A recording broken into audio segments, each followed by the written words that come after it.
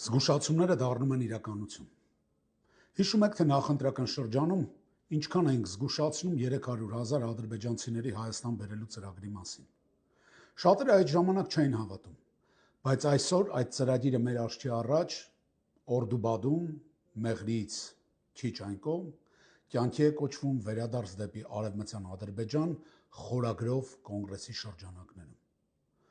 Ադրբեջանի կրթության նախարարը բացահայտ հայտարարում է, որ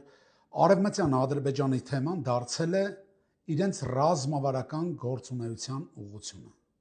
Այո, նրանք Արցախի բնակեցումը դիտարկում են ընդամենը որպես նախադեպ, իսկ հաջորդը Հայաստանն է։ Մինչ Փաշինյանը մեզ խաբում է իր կեղծ ու փուչ խաղաղությամբ, Բաքվի պաշտոնյաները վստահեցնում են, որ ադրբեջանցիները անպայման վերադառնալու են Հայաստան, նրանց վերադարձը անխուսափելի է։ Իդեպ Արմեն Գրիգորյանի ու Հիկմետ Հաջիևի դիլիջանյան զբոսանքները հենց այս գաղտնի պայմանավորվածությունների մասին էին։ Ժողովուրդ ջան,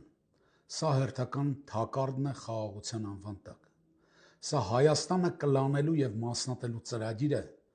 որն իրականացվում է գործող իշխանության ձեռքերով։ Մենք չենք սխալվում։ Վտանգը մեր տանն է։